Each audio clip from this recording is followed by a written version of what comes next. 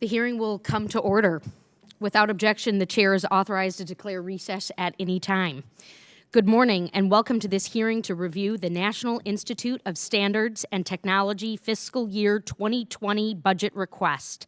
Dr. Copan, welcome to the committee and to what I hope will be a meaningful dialogue about the critical national asset that is NIST. It was great to recently have you in Michigan's 11th district in Plymouth at our Michigan Manufacturing Technology Center, and it is a delight to have you here today. NIST works with industry, academia, and other government agencies to advance science, support technological innovation, and increase competitiveness of U.S. companies. NIST's recognized excellence in measurement, science, and standards has underpinned U.S. leadership in areas as diverse as additive manufacturing, spectrum sharing, smart grid, biotechnology, cybersecurity, forensic science, and infrastructure resiliency. And that list goes on for quite a while. The agency has also played and will continue to play a key role in U.S. advancements in artificial intelligence and quantum science. I am happy to see increases for these two important areas of research in the fiscal year 2020 budget proposal for NIST. Most Americans, and possibly most members of Congress, don't know about NIST or understand the nature or impact of their work, but we all benefit from it. NIST reference materials, technical standards, measurement services, and technical guidance have been used to validate the performance of the smoke alarms in our homes, ensure our law enforcement officers have body armor that they can rely on, develop the first widely used measurement standard for breast cancer diagnosis, and protect us all from bad actors in cyberspace. These are just a few tangible examples of NIST's work that benefit everyday Americans. For U.S. manufacturers of all sizes and sectors, NIST's measurement services and standards are essential to their ability to compete, grow, and create jobs. To say this is a disappointing budget request is an understatement. The administration is once again proposing to zero out the Manufacturing Extension Partnership Program, even though in 2018, MEP resulted in $16 billion in sales, $1.7 billion in cost savings, $4 billion in new client investments, and more than 122,000 jobs created and retained at a total cost to the federal government of $140 million. I'll say that's some ROI. The Michigan Manufacturing Technology Center, an MEP center that's located in Plymouth, has helped create small and medium-sized manufacturing jobs. They've serviced manufacturing clientele and retained nearly 11,000 jobs. MEP also leads the nation in getting ready for cybersecurity services. This is something that we have seen at the Michigan Manufacturing Technology Center. It has been critical to helping manufacturers protect their operations on the factory floor and the devices that they produce as the industrial Internet of Things continues to grow exponentially. This budget would also result in the layoff of 400 NIST staff, including 17% of its scientists and engineers, a loss that would be hard and likely impossible to recover from. NIST scientists have won 5 Nobel Prizes. They are the best and brightest. They could work anywhere for probably double that salary, but they have chosen NIST because of its excellence, because of its delivery, and their commitment to the public good. This request may be one of the more callous examples of this administration's slash and burn approach to the federal budget, but it is also one of the most troubling. To save $300 million, the administration is putting on the line billions of dollars of economic growth for U.S. companies, not to mention our national security, our health, and our environment. It is hard for me to overstate the return on investment for our nation from the money that we put into NIST work. Finally, for those of us who have visited the NIST campus in Gaithersburg. We understand why NIST has more than $300 million in deferred maintenance and is undertaking major renovations of some of their laboratories. We cannot expect NIST scientists, as bright as they are, to do cutting-edge research with outdated equipment, leaking pipes, and crumbling buildings.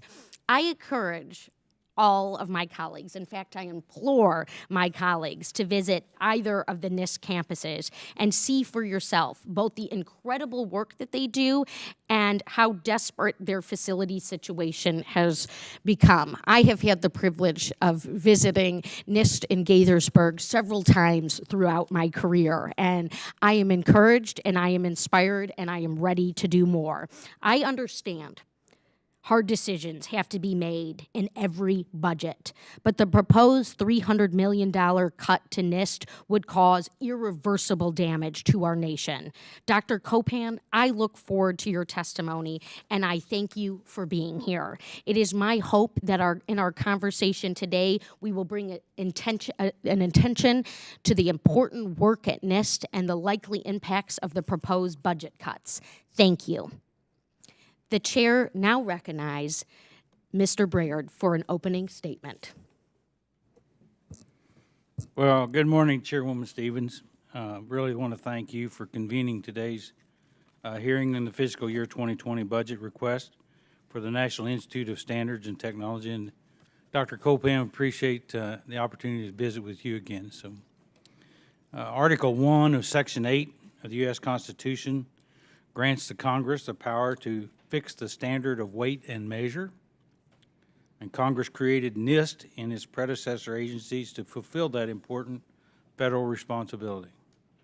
Since 1901, NIST has been on the forefront of setting those standards for the United States and the world. Almost every federal agency and U.S. industry sector uses the standards and the measurements and the certification services that NIST labs provide. I think many of our constituents may not appreciate how fundamental this work is to our economy and to the national security. From genetic sequencing to cybersecurity, NIST is at the forefront of advancing innovation. As new technologies develop and evolve, NIST services are critical. The President's budget request prioritizes investments in 3 critical technological areas: quantum information science, microelectronics, and artificial intelligence. These investments will launch discoveries and advances that will significantly affect America's economy in the coming decades. I look forward to hearing more about them today. NIST also works with small and medium manufacturers to help them compete in emerging global marketplace for advancing manufacturing. By working with industry and universities like my alma mater, Purdue, NIST is helping U.S. manufacturers adopt new technologies and processes to overcome shared technical obstacles. The adoption of new technologies is speeding up and improving development, driving efficiencies in production, and enabling new business models. I look forward to discussing what the next steps should be for the public-private sector partnership in manufacturing. Finally, NIST plays a critical role in our nation's cybersecurity. NIST provides mandatory guidelines and standards to help reduce cyber risk to federal agencies and critical infrastructure. NIST also provides voluntary standards for the private sector. One of the great challenges of the 21st century is cybersecurity. It is imperative that we do everything we can to protect our citizens and their privacy. The President's budget request prioritizes NIST cybersecurity work, and I hope to learn more about those efforts today. We have a constitutional obligation and a responsibility to ensure every taxpayer dollar spent is used as effectively and as efficiently as possible. I appreciate that today's hearing gives us the opportunity to fulfill that duty, and I thank Dr. Copan for being here today and yield back the balance of my time. Thank you. The chair now recognizes the chairwoman of the full committee, Ms. Johnson, for an opening statement. Thank you very much, and good morning and welcome, Dr. Copan, before this committee really for the first time. So And in this hearing today, we will review the administration's fiscal year 2020 budget request for the National Institutes of Standards and Technology. In short, it is a myopic and harmful request given this critical role in our nation's economic competitiveness and national security. Once again, the administration is proposing deep cuts to NIST's important work across nearly the entire portfolio of the agency, from its basic measurement science to industrial partnerships. The consequences of the 35-day partial government shutdown that closed NIST's doors this past winter may be instructive if the budget proposal is enacted. The shutdown of NIST's Neutron research facility, according to NIST's own briefing materials, had repercussions on important industrial research and delayed the PhD work of many graduate students who represent our future capacity to lead and innovate. Yet this budget proposes to shut down two of the facility's instruments and reduce maintenance funding, ensuring that the entire facility will have more frequent shutdowns. The shutdown resulted in lost opportunities and delays in research critical to U.S. competitiveness, including research in advanced computing and communications. Yet this budget proposes to eliminate programs addressing multiple information technologies and data challenges. The shutdown resulted in this inability to participate in and contribute to important international dialogue addressing emerging technology issues that will shape the future economy, such as cybersecurity, Internet of Things, and digital connectivity. Yet this budget proposes to lay off 17% of NIST scientists and engineers, the very U.S. experts who are needed to participate in the international discussions. Those are just 3 examples out of many. It should be puzzling to all of us that the administration can be so devoted to cut, that they don't stop to think about the consequences of the cuts, even when the evidence is laid bare before them. NIST gets much less recognition and support than it deserves among both the general public and the political leadership in Washington. While this hearing is to examine the troubling consequences of the 2020 budget request, it is also an opportunity to bring positive attention to NIST's mission and the critical work of NIST dedicated scientists and engineers. I thank you, Dr. Copan, for being here this morning, and I look forward to the discussion. Thank you. I yield back.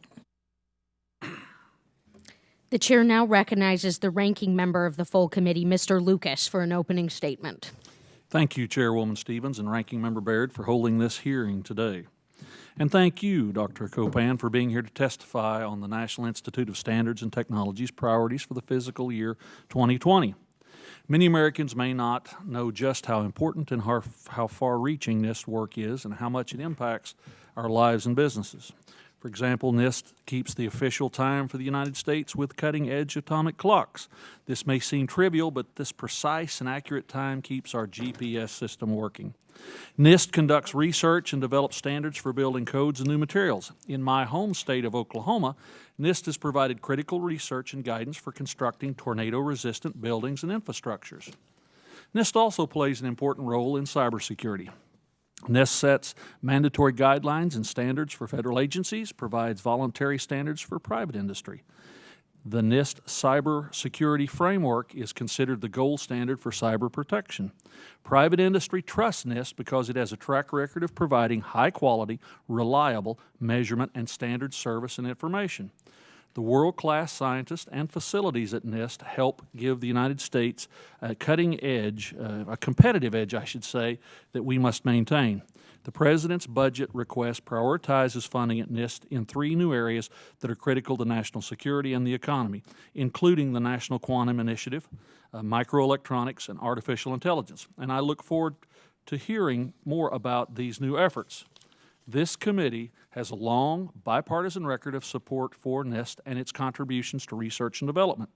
Our challenge is to set funding priorities that ensure America remains a leader in science and technology while being able to balance the government's budget. I'll remind my colleagues on both sides of the aisle, the President's budget proposal is just the start of the budget process. Under the Constitution, the President proposes, but Congress decides how much will be funded. It is our job to ensure taxpayer dollars are properly spent, and this hearing is the next step in that process. Thank you, and I yield back, Madam Chair.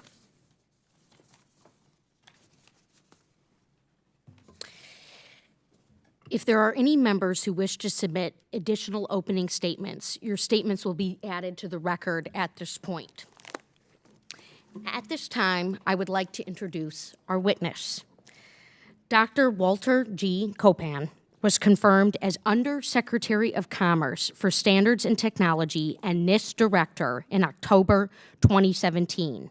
Prior to joining NIST, Dr. Copan founded and served in leadership positions for several innovation and technology transfer organizations and companies. Dr. Copan was formerly Managing Director of Technology Commercialization and Partnerships at the Department of Energy's Brookhaven National Laboratory and Principal Licensing Executive for Technology Transfer at Department of Energy, DOE's National Renewable Energy Laboratory. Dr. Copan received his PhD in Physical Chemistry, Bachelor of Science degree in Chemistry, and Bachelor of Arts degree in Music from Case Western Reserve University. Dr. Copan, as you should know, you will have 5 minutes for your spoken testimony. Your written testimony will be included in the record for the hearing. When you've completed your spoken testimony, we will begin the questions. Each member will have 5 minutes to question the panel, or you. And with that, Dr. Copan, your 5 minutes begins. Thank you so much, Chairwoman Stevens, Ranking Member Baird, Chair Johnson, and Ranking Member Lucas. Thank you so much for being here together with the committee members. I'm Dr. Walter Copan, 16th Director of the National Institute of Standards and Technology, NIST, and I am deeply honored to serve our nation at this world-leading science and technology institute and to advance its mission for our economy, for innovation, and for U.S. industrial competitiveness. In this role, I serve as the President's principal advisor on standards policy, and standards are more important than ever before, essential to commerce and to global trade. Thank you again for the opportunity to testify today before you on the proposed fiscal budget for 2020 for NIST. I'm deeply grateful to this committee for your continued work on behalf of NIST, its people, programs, and facilities. NIST, as has already been said, plays a unique role as the Measurement Science Institute of the United States. Advances in precision measurement enable advancing the frontiers of science itself, as well as engineering and manufacturing. As one of America's great women of science, U.S. Navy Rear Admiral Grace Hopper said, "One accurate measurement is worth 1,000 expert opinions." This is why NIST is such a vital partner to U.S. industry, to academia, and to all of government. The fiscal 2020 budget request continues this administration's effort to manage fiscal spending and to put the nation on a sustainable path. The budget request for NIST aligns with the administration's key priorities. The administration requests $686.8 million for NIST in fiscal year 2020. This will support the administration's efforts to lead the industries of the future by prioritizing federal investment in key technology areas, artificial intelligence, quantum science and engineering, advanced manufacturing, microelectronics, and advanced communications, including 5G, while maintaining NIST's core measurement science, standards, technology, and cybersecurity capabilities. NIST is the best in the world in its metrology mission, as evidenced by the unanimous agreement of the nations of the world to redefine the international system of units in Versailles, France, last November. NIST's leadership in this monumental achievement for universally accurate measurement, now based on the unchanging constants of nature, is rooted in our core values of excellence and perseverance, integrity, and inclusivity. The budget requests $611.7 million for the Scientific and Technical Research Services account. This funds the NIST research programs at the frontiers of measurement science, which enable technology development and our manufacturing progress. NIST research and services are central to U.S. innovation, economic, and national security. Studies show that for every single dollar invested in NIST creates over $50 of direct value for the American economy. Let me highlight some of our proposed investment increases. $8 million increase for artificial intelligence to expand our ongoing research, measurements, and standards supporting the market adoption of AI technologies. Increase of $10 million for microelectronics to advance measurement science standards and new materials. An increase of $10 million for quantum science and engineering and industry consortium collaborations to accelerate quantum R&D and its applications. This aligns with the White House strategy for quantum information science and with the National Quantum Initiative Act, which was championed by this committee and passed by Congress earlier this year. NIST has a critically important role in this initiative. NIST is the Department of Commerce's lead agency for cybersecurity, and the FY 2020 request maintains strong support for cybersecurity and privacy, including the full funding for the NIST Cybersecurity Center of Excellence. With its budget, NIST will focus on critical priority areas of science and technology, such as the standards, accelerating deployment of next-generation communications technologies, including 5G. And NIST work is essential for interoperable, secure systems, self-driving vehicles, the Internet of Things, drones, trusted AI applications. The fiscal 2020 budget request for NIST's Manufacturing USA program is $15.2 million. The request continues to fund the National Institute for Innovation and Manufacturing Biopharmaceuticals in Delaware, as well as program coordination for Manufacturing USA Network. In addition, the FY 2020 request includes $59.9 million for construction, including maintenance, improvements, and renovation of NIST facilities. It also requests $288 million for needed renovations to Building 1 in Boulder, Colorado, to be funded through a new General Services Administration Capital Revolving Fund. In conclusion, NIST's broad technical portfolio, scientific and engineering depth positions the agency to contribute effectively to emerging national needs. With NIST's brilliant, dedicated staff, unique facilities, and trusted, objective, non-regulatory role, we are positioned to continue delivering high-leverage impact for our economy, quality of life, and national security. Thank you again for this opportunity. Thank you, Dr. Copan. At this point, we will begin our first round of questions, and the chair recognizes herself for 5 minutes. Dr. Copan, our committee recently held a hearing on the importance of the Manufacturing USA program started in the Obama administration. In addition to housing one of the institutes, NIST has played a leading role among the Manufacturing USA institutes writ large. And based on the feedback that we received during the hearing and over time from various stakeholders, the committee is looking at reauthorizing the program and updating it where necessary. What recommendations, if any, do you have for continuing to strengthening the Manufacturing USA program so that it can meet its statutory goals? And I'm also particularly interested in your views of the interagency work as it relates to R&D and technology transfer throughout the supply chain and workforce development. Thank you. Thank you so much, Chairwoman Stevens. Manufacturing USA has been an outstanding program for the country, and it represents really one of our leading public-private partnerships. It brings together industry, academia, and government to address the main challenges of the future. We have seen that the institutes have delivered great value. There is uncertainty currently in terms of future funding for the institutes and for maintaining their mission, but the program of engagement and also the open competition process that was utilized for funding and initiating the National Institute for Innovation and Manufacturing of Biopharmaceuticals, which is closely engaged with NIST and located in Delaware, has been an outstanding example of delivering value to the business community as well as to ensure the retooling of the American workforce. I encourage this committee to continue its work in looking to the future of the reauthorization of the Manufacturing USA program, the RAMI legislation as well, and we look forward to engaging with you to ensure that you have the information required so that the best decisions are made.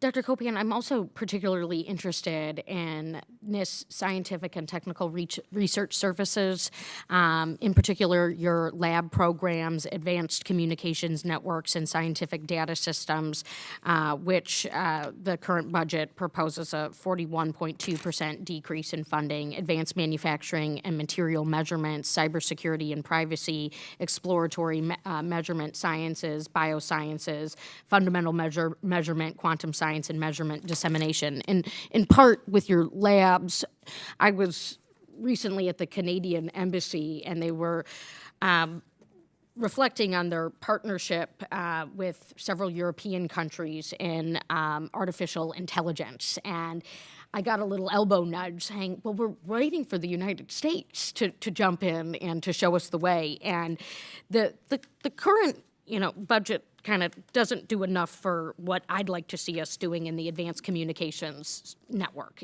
With AI and the IoT space, I think this is a real role for leadership. But I don't think our labs are getting enough attention in NIST. And what I'd love for you to reflect on here is how you're working in it, if at all, throughout the federal government with other agencies and forming interagency collaborations. Thank you so much for that question, Chairwoman Stevens. NIST indeed is a great collaborator across the entire federal network with artificial intelligence. We're actually the co-leads of the National Science and Technology Council's expert committee on AI, and also have leading engagements around the industrial and other applications of the Internet of Things. The collaborations are very strong. We have an opportunity, I believe, for the nation to step forward and to demonstrate leadership. Because the collaborations are there, I believe that NIST has generally taken a bit of a low-key approach, and some of the comments made by the members this morning have reinforced that perception. But I believe we do have the chance, because we are rooted in the integrity of science and the ability of using measurements to assure the trustworthiness of artificial intelligence systems, to advance U.S. leadership globally in artificial intelligence, AI, in advanced communications, and a series of other important fields that you've mentioned. Thank you. And with my remaining time, I would just like to commend you for your recent report on the return on investment, which I think showcased some of this interagency work and the collaboration that we're seeing throughout our government as it pertains to scientific advancement and the work of NIST. And thank you for your leadership and your phenomenal team. Now I'd like to recognize Mr. Braillard for 5 minutes. Thank you, Madam Chair. Anyway, Dr. Copan, since 1901, and we made reference to this earlier in our questioning and comments, NIST has been at the forefront of setting standards for the U.S. and the world. I understand that over 400 NIST staff have regularly participate in international standards activities, and so as technical experts and in leadership roles. So I guess my question has two parts. Would you mind elaborating on what the value is to have our own NIST experts participate in those kind of programs? And then how does this affect our broader U.S. effort to lead in emerging technologies like the quantum and the AI that you made reference to? Please. Thank you so much, Ranking Member Baird. The role that NIST plays in setting standards is both a national and a global role. NIST coordinates the other agencies across the federal government to ensure that the federal government standards needs are addressed with one voice in a coordinated way. NIST also works as a partner to U.S. industry to ensure that in national as well as international negotiations, that the U.S. positions are well coordinated and articulated to ensure that U.S. industry's needs are at the forefront of the standard setting process. Documentary standards are a negotiation process that affect both the key players across industry as well as the key players across international boundaries. We are now seeing for the first time, a highly organized international competition for standard setting. NIST's role in this process is, of course, to continue to provide the leadership that's established through our technical leadership within each of the science and technology committees where we have a role, but also to provide the underpinning technical excellence that's needed to guide the standards negotiators who may be leading committees on behalf of the United States' interests. And so with this changing dynamic internationally, it's important for us to remember that, of course, this is a free market society, and each company has freedom to negotiate for its own internal corporate strategic needs and goals. And so it winds up being a challenge for us sometimes to ensure that those industry players actually do speak together with one voice, that the outcomes that are most important for U.S. leadership in these emerging fields are ultimately achieved. And the international standards process, we have seen other nations now taking a much more aggressive position for committee leadership to try to dominate committees that are in their nation's best interest. And so it's important for U.S. industry to remain highly engaged, and recommendations that have come from the ROI initiative that Chairwoman Stevens had referenced talks about encouraging U.S. industry once again to fully engage in this process. Thank you. One additional question. As we all know, the world's becoming more and more interconnected, as you made reference to, and the relative insecurity of many devices present, and they present enormous challenges. And that's why I've co-sponsored H.R. 1668, which is really the Internet of Cybersecurity and Improvement Act of 2019. So if you could, how does this budget proposal support NIST's examination of the IoT capabilities and the growing measurement and security challenges created by the convergence of digital technologies with the physical world? Thank you so much, Ranking Member Baird. Cybersecurity is obviously a top priority for NIST. It's a top priority for the nation, and thank you so much for your leadership in that effort. The budget proposal for NIST for 2020 maintains our core capabilities for cybersecurity, as well as our commitments to advance the privacy framework and the privacy agenda for this nation in an open, transparent, and collaborative process with stakeholders from the public and the private sectors. The Cybersecurity Center of Excellence is one of the leading centers globally for the Internet of Things and for its assessment, for the evaluation of vulnerabilities, and for the determination of interoperability and standards challenges and opportunities together with the players across multiple U.S. industry sectors. Thank you. Thank you very much, and I yield back my time. Thank you. And before we move to our next round of questioning, I'd just like to welcome the students that I think made their way into the committee hearing. Do you mind identifying yourself quickly and where you're all from? We're from Paul VI Catholic High School in Fairfax. Wonderful. Well, welcome to the Committee of the Future. This is the Science, Space, and Technology Committee. It is the Subcommittee for Research and Technology. You are dipping into the future with us, and you are seizing hold of a vision of that future. So thank you, and welcome to the hearing. I now recognize our chairwoman, Ms. Johnson, for 5 minutes of questioning. Thank you very much. And I will add my welcome for the students as well. Dr. Copan, what analysis did the administration use in deciding what programs to prioritize or eliminate?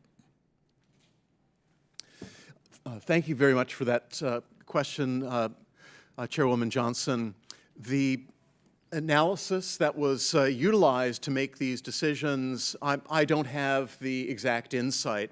I know that there have been very clear statements made by the administration, and NIST certainly was at the table in defining the key industries of the future and the requirements to invest for ongoing U.S. competitiveness. And so it's been the NIST response to the budget proposal from the administration to do the very best that we could in laying out our priorities to meet also our legislative mandates in stepping up to ensuring that the core initiatives for the nation around artificial intelligence, around the future of the U.S. microelectronics industry, for the future of quantum science, which represents both a great opportunity as well as a threat to our secure communications and cryptography. And so the NIST response quite clearly had to reflect those national priorities in our budget response. What is the state of the facilities of NIST campuses, and what is the impact of NIST's ability to carry out its mission with this proposed direction of the administration? This administration has very clearly made a strong point about the importance of U.S. infrastructure and investment in the infrastructure requirements of the future. And I believe that the U.S. science and technology infrastructure is an essential element of U.S. leadership. The ability to carry out state-of-the-art research in state-of-the-art facilities, or at least facilities that are trustworthy in their performance, is an essential element that we're looking forward to the future of NIST. The budget request for NIST is a significant reduction from our previous levels, but we will certainly be as responsive as we can to make the most of the investments in the facilities.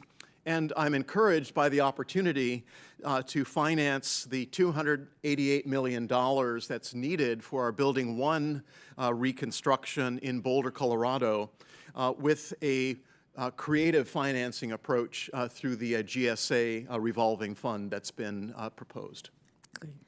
What would be the impact of the proposed budget on U.S. leadership and international standards development, including for emerging technologies? Thank you very much for that question. NIST is committed to do the very best it can with a budget that we are ultimately allocated through this process. And we're so grateful for the work of this committee to ask the questions about these issues. We have had certainly publicized challenges that have been created through failures of NIST's infrastructure, our water systems, our electrical systems, flooding in buildings, and so on. We have a very resilient team, and they have worked in a very cost-effective way within the funding that's been made available. The NIST maintenance budget itself, just according to government standards, would be on the order of $140 to $150 million per year just to maintain the systems. And that does not even refer to the rebuilding process that we've just described the needs for. And so I look forward to the work of this committee. As Chairwoman Stevens had encouraged the committee members, we invite you to come out to make a visit to Gaithersburg or to Boulder, see the leading edge science that's done in our facilities, and how we can make the most of the facilities in sometimes challenging conditions to still carry out leading edge science for this nation, for our global leadership. Well, thank you. Now, has NIST done any recent workforce planning, and do you face some graying of your technical workforce, and how are you planning to deal with that? Thank you, and I'm glad that we have the next generation of NIST scientists in this room with us today. This is wonderful because we look to the next generation. NIST's workforce planning focuses around the industries, the trends of the future.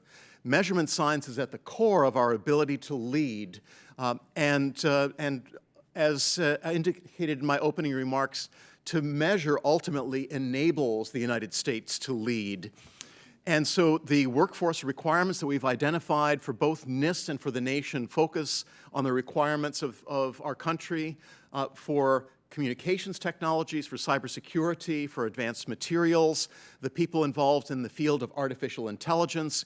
NIST has issued a report on the future of cybersecurity education in this country, and that's tied with the curriculum and the expectations of the the NIST cybersecurity education program. And the other elements that we see are so important are the future of our advanced telecommunications as well as the chip designs of the future. We've issued a workforce on those electronic systems as well. Thank you. I yield back over time. I now recognize Mr. Marshall for 5 minutes. Yeah, thank you, Chairwoman. I think first I just want to compliment all my fellow minority members for making it to these hearings, and it looks like that once again the dais is kind of tilted over here towards our right, so appreciate the participation. My first question, Dr. Copan, would be to do with the cybersecurity framework, which has been a success. In September 2018, NIST announced the launch of its privacy framework effort. It's intended to complement the cybersecurity framework to help organizations manage privacy risk. Maybe got 2 or 3 questions. You can bundle them together here. How's the development of the privacy framework progressing? What's NIST heard from government, industry, academia regarding the usefulness or necessity of guidance like the privacy framework? Is it something government and industry have asked for, or suggestions that might be helpful in managing their privacy risk? Thank you so much, Congressman. This is a key area of NIST's focus currently. NIST launched its work in the development of the privacy framework actually at the encouragement of the private sector, who was being challenged with a patchwork of regulations that they were seeing to manage across these United States as well as globally. And the success that we've had in the cybersecurity framework was seen as an excellent model. It's one where the private sector, government, public sector entities could collaborate and look to the aspirations of the future to have a framework that truly represents best practices and not a regulatory approach, a checkbox kind of mindset. Industry has appreciated so much the approach of having a framework that looks always to managing the risk environment, the threat environment. And so after the launch of the privacy framework activities, in which I've been personally involved and delighted to support, NIST has had several public engagement opportunities to bring feedback together. On February the 27th, we issued a framework outline and initial summary of feedback received from public, private sector stakeholders. We're planning our follow-on workshop in Atlanta, Georgia, May the 13th and 14th. We had originally planned that during February, but a certain thing called a government funding lapse kind of got in the way. But we are pleased that we're back on track. We're looking to make a lot of progress this year, and we're anticipating a working draft of this framework for public feedback within the next several months. Well, great. Let's talk about microelectronics for a second. As a physician, I'm always been curious about the microelectronics, and it's been actually, I think, 20 years ago that they introduced these little cameras that they could drop into someone's mouth, and it would go through the stomach and the small intestines, and of course through the colon as well. Anybody that's had a pleasure of an EGD or a colonoscopy, this was a great promise. But yet it's still not really taken hold. It's still not the gold standard. We're still doing, of course, colonoscopies and EGDs. So you've got $10 million for the microelectronics. Maybe to share a little bit more about it and its importance to United States security and economic competitiveness, and access to trusted and assured microelectronics. Thank you so much for that question in follow-up, Congressman. Microelectronics has been a core of U.S. industrial leadership, and I'm pleased to indicate that NIST has been involved from the very beginning of the NIST electronic industry initiatives to enable industry to measure, to create the kind of standards that are necessary to have the advances in medicine, in communications, in computational technologies, and so on. Our budget proposal would really increase our ongoing efforts in the development of measurements. New materials are absolutely critical to achieve the kind of device miniaturization and high degrees of performance, and also to be able to have the kind of connectivity that's necessary to the ability to do remote medicine, for example, and to have patients in other parts of the nation who can take advantage of 5G communications technologies that connect with microelectronic systems and enable intelligent, personalized medical procedures to be carried out. It's so important to have a rigorous standardization process as well, and NIST works closely with industry to ensure that in all aspects, from the manufacturing process to the standards of commerce and how these systems will be used. And now we're working on standardization for all radiological devices and for magnetic resonance imaging, because there's been so much repeated testing that's been done because of that lack of standardization. We look forward to that work continuing under this increased funding. Thank you. Thank you so much. I yield back. Thank you. The chair now recognizes Mr. Foster for 5 minutes. Thank you, Madam Chair, and thank you for coming here to try to clear some things up for us. I'd like to talk briefly about the budget cuts to some centers. You're planning to end your $15 million Centers for Excellence program, which currently sponsors 3 centers dedicated to advanced materials, as you just mentioned the importance of. Also community resilience and forensic science. And so I'm very concerned about this, particularly the Advanced Materials Center for Excellence, which is located near my district in Illinois. The center was awarded in December 2013 to the Center for Hierarchical Materials and Design, which is a partnership, which I'm going to also return to, between the DOE National Labs, Argonne, and Northwestern University and the University of Chicago and others. And not only does this center employ people living near my district, but the research has the potential to revolutionize material science. The current research spans metals, polymers, biological materials, with applications in areas such as electronics, energy, aerospace, healthcare, and so on. Do you view these as unimportant technologies? What is the motivation for shutting these down?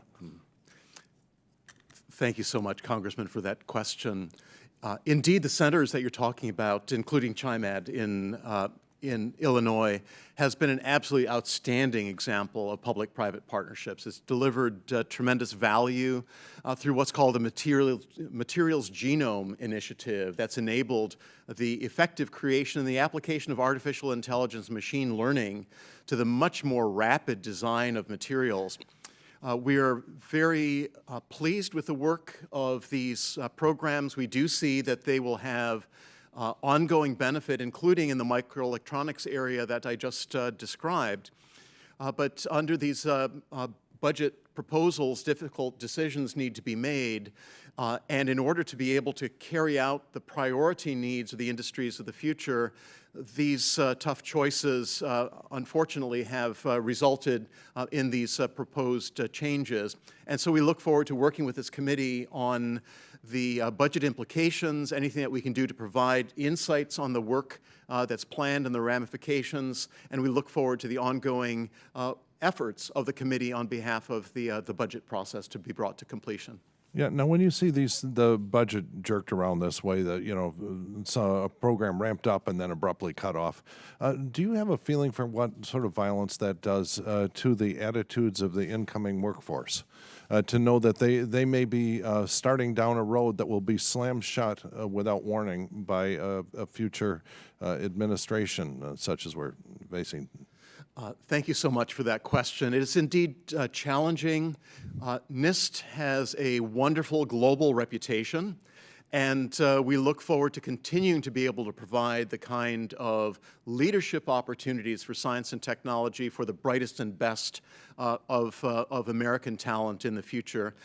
It does create challenges, certainly, and we work hard at NIST to keep people focused on their mission. And regardless of budget ups and downs, and some of our people have been through these journeys during previous cycles, as you've intimated, and they look forward to the hard work of this committee to make sure that the right choices are ultimately made and that the long-term strategic goals of this nation are ultimately addressed regardless of administration, regardless of political cycle, that we can ensure that American leadership is secured. Yeah, but sometimes obviously the wrong choices can be made at the top line level in the budgets, from which you cannot, no amount of brilliance, down deeper in the budget can recover from. Thanks for that question. We count on the brilliance of Congress to work on the budget issues. We recognize, as I believe our ranking member had indicated early on, that the budget proposal is the beginning of the journey, and we look forward to the fiscal accountability as well as to the needs of the nation ultimately to be exercised as a result of the process.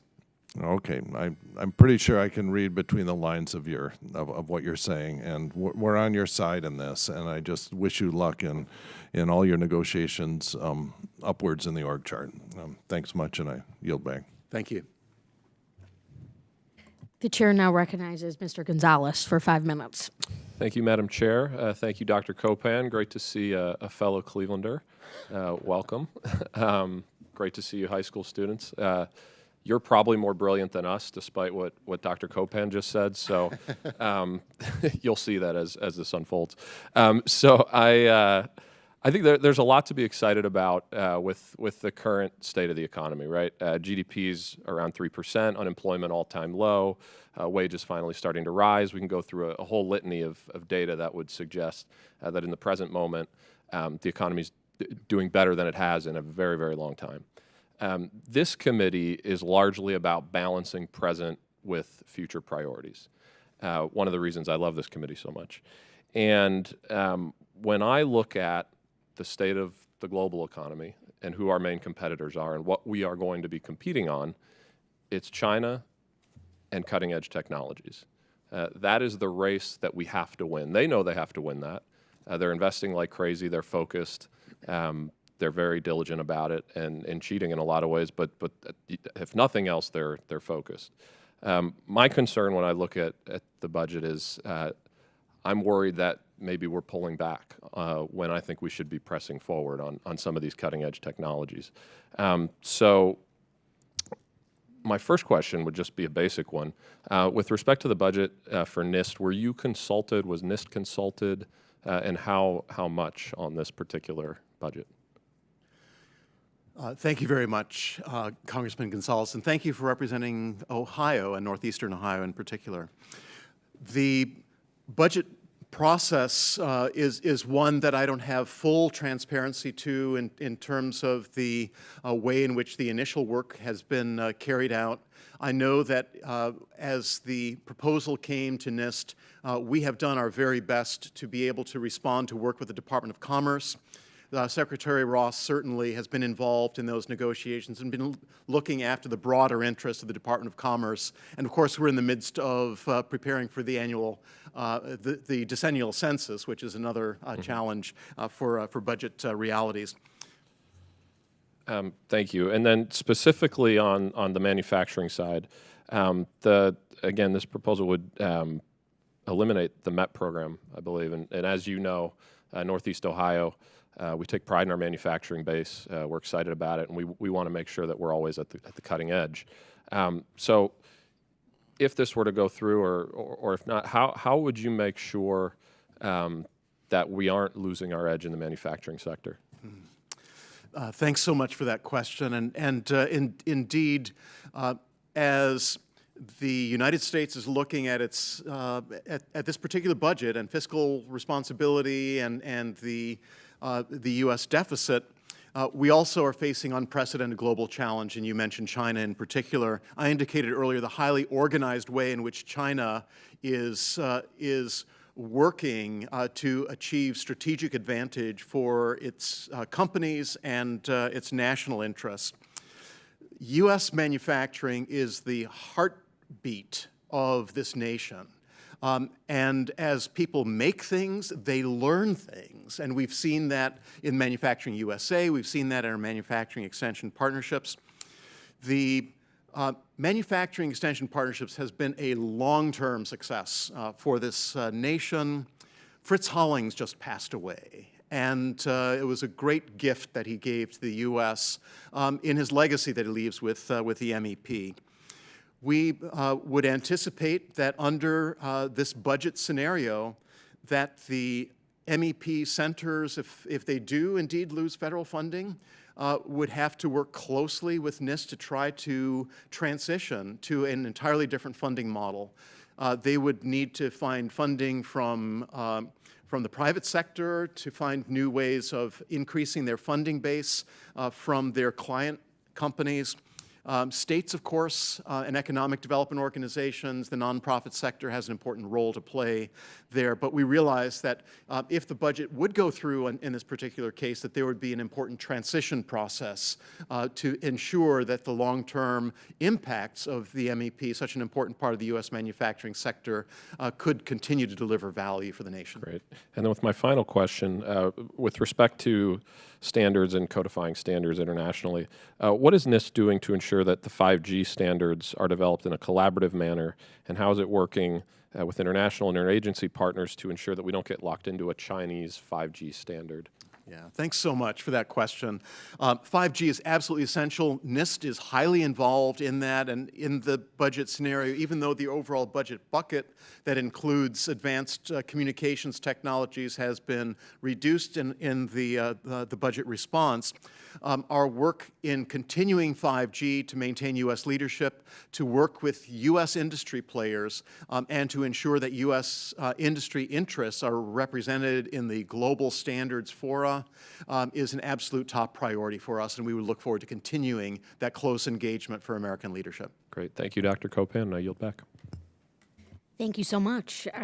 It's certainly a great day when we can dive a little bit deep. And for me, it's fair to say I came here for the Manufacturing Extension Partnership Centers. We're so admiring of what MEP has been able to do across the country. And we also recognize that words matter, that budgets matter. And while I don't expect MEP to be eradicated, I will repeat what I said in my opening remarks, which is $16 billion in sales, $1.7 billion in cost savings, $4 billion in new client investments, and more than 122,000 jobs created or retained at a total cost of $140 million. This is a best practice in our country. And so I will bellow here in this committee and anywhere that folks will listen about how important the Manufacturing Extension Partnership Centers are to regional economies like mine in southeastern Michigan and many of my colleagues. I also appreciate the dialogue that I have with my ranking member, Mr. Brayrd, who is what I consider a budget expert, but also a believer and a fan and a doer for the sciences and workforce development and advanced manufacturing growth. So rest assured, we have a great partnership here and a commitment to progress. And now I would like to recognize Ms. Herrera Butler for 5 minutes. Thank you. And I just couple quick clarifications. This is first time on this subcommittee. I'm new to the committee, but I'm not new to Congress. I actually serve on the Appropriations Committee. And just for clarity's sake, the budget has not, there has been a recommendation from the administration, and that recommendation from the administration is bound under current law, meaning the law that Congress passed is what they're writing their budget to.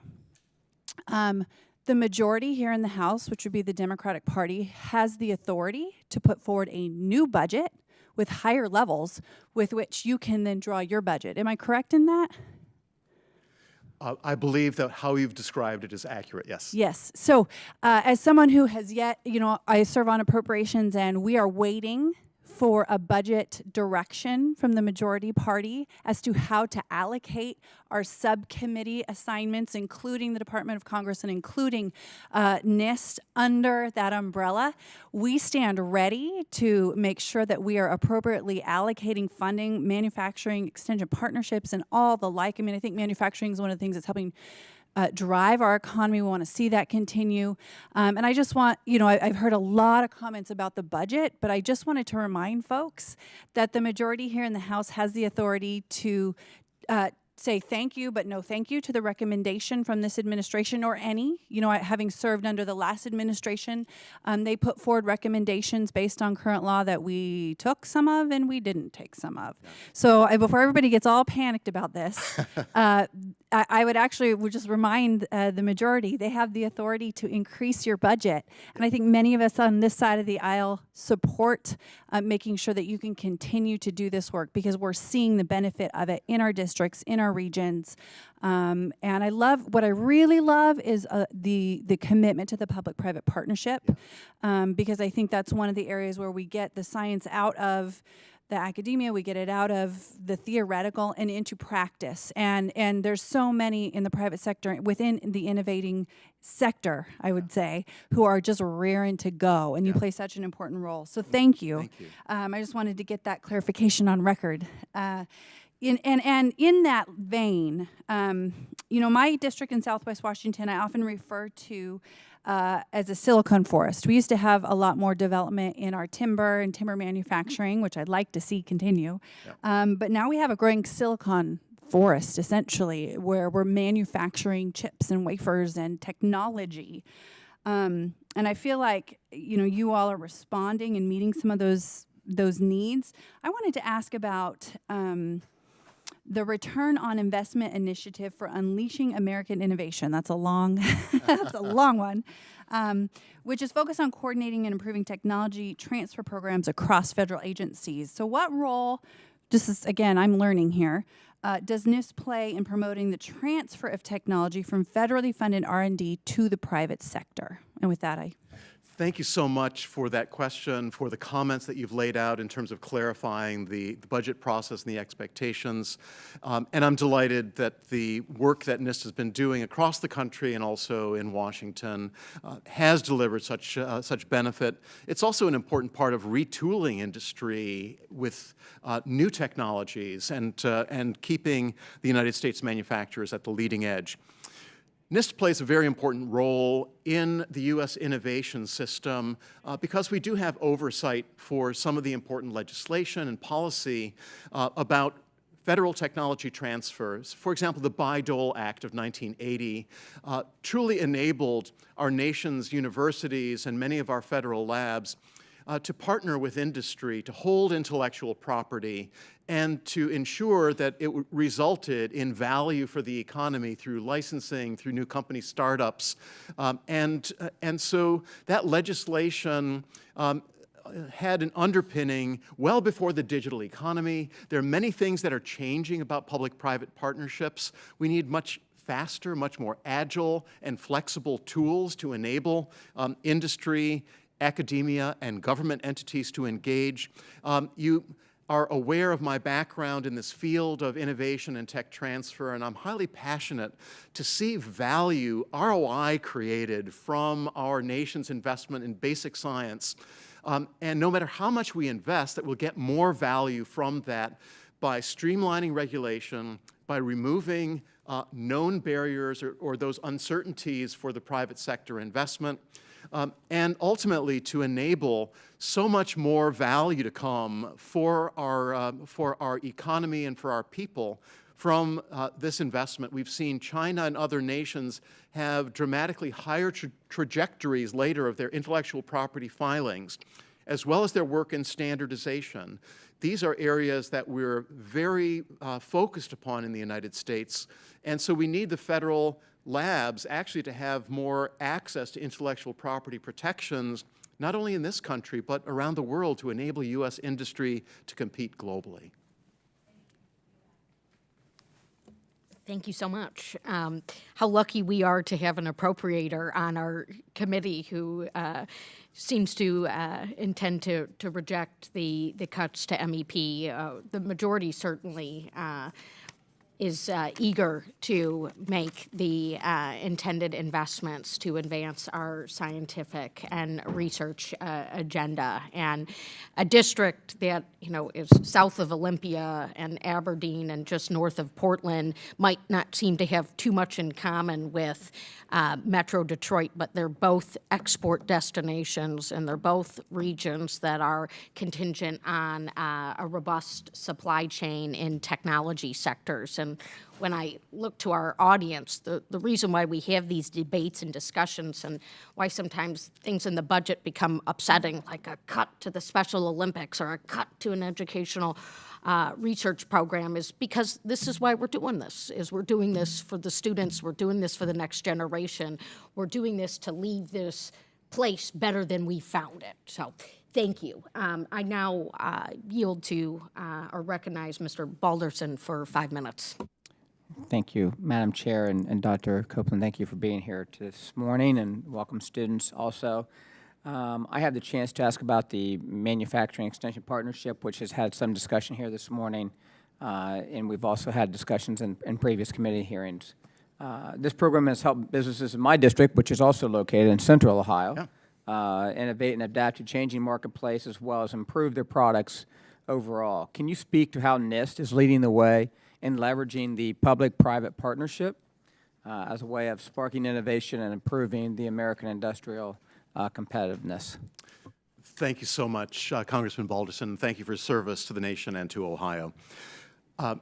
The public-private partnership model that we're talking about in this committee, the Manufacturing Extension Partnerships, is a great example of leveraging federal investment with other funding sources to create much higher value for the economy, to address issues of workforce. I described earlier some of the work that we do across NIST to look to the workforce needs and to help prepare the workforce requirements so that as industries change and as manufacturing sectors evolve, that we have the right skills with the right people at the right time for this nation. We're looking forward to a very exciting time of artificial intelligence, and many of our MEP centers, as well as Manufacturing USA, are pioneers in the use of robotics technologies, additive manufacturing, digital manufacturing concepts that are so important to the supply chain of the Department of Defense. It's interesting, actually, as we look at Manufacturing USA, which is a sister public-private partnership that has an intertwined mission with Manufacturing Extension Partnerships. That was actually set up after, in a similar vein, in Germany as the Fraunhofer Institutes under the Marshall Plan. And the United States has recreated its new version of the public-private partnership as Manufacturing USA in this nation. And to follow up on the point that was raised earlier about follow-on legislation and the importance of that program to U.S. manufacturers across the nation, and even the access to facilities such as America Makes in Youngstown and its partner facilities in other parts of the nation. It's so important to revitalize our manufacturing communities across the nation, provide them the opportunities to rebuild workforce as well as to address new and entrepreneurial opportunities that are created by industry change. Well, thank you very much for that answer, and I look forward to working with you on a other committee that I serve on small business. Representative Crow from Colorado and I, he's the chairman, I'm the ranking member for the Innovation and Workforce Development, and this is something that's very passionate of mine, and making sure that those jobs are out there and we educate and train these young adults that are sitting behind you right now. My last and final question is, we seek out a high return on investment for basic research at the federal level. Can you share with us how you and your team ensure that NIST partnerships and research lead industry to develop market-ready products that will produce this return on taxpayers' investment? Thank you again, Congressman Balderman. The ROI initiative is in part looking at some of the structural and workforce, some of the strategic elements that are so important for the U.S. to continue to get value from its federal investment in science and technology at our national laboratories, at our universities, and in collaborations with industry. So we look forward to this process going forward. The green paper on the Return on Investment Initiative is expected to be released within the next several weeks, and we look forward to continued robust engagement with the community of practice. Many of the technologies that come out of the federal labs and the universities are relatively early stage. And so as we look to translational research to get those ready for the commercial marketplace, that requires getting industry working side by side with our labs and with our universities. And so having the right kind of incentives, having the right kind of structures that make it feasible for entrepreneurs to spin out a company that's based on an emerging technology from our universities and our federal labs is absolutely an essential part of this initiative. There are many elements. I look forward to working with you. We work closely across the federal sector and with the Small Business Administration as well. The SBIR program has been proven strong value for the nation's entrepreneurs and represents yet another example of public-private partnership where strong recommendations have come out of the ROI initiative. Thank you. Thank you. And now 3 Midwesterners remain: Ohio, Indiana, and Michigan. We got sworn in the 116th Congress, and an interesting time in the middle of a government shutdown, a partial government shutdown, which we recognized affected and impacted NIST greatly.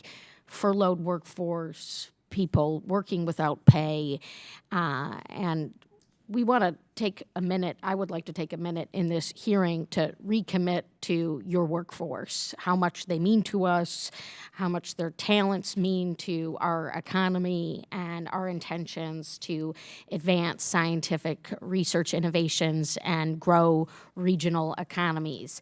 Sometimes being in Congress is like being on a boat. There are 2 sides of the aisle. It rocks back and forth through great debate and discourse, but yet we're still all on the same boat, looking up, looking for that North Star, looking for progress, looking to create the most good. And so before I bring this committee hearing to a close, I would like to thank our sole witness, Dr. Copan, for testifying before us here today and shouldering all of the questions. You did a fabulous job. The record will remain open for 2 weeks for additional statements from members or for any other additional questions the committee may ask of our witness. The witness is excused and the hearing is now adjourned. Thank you so much. Thank you all.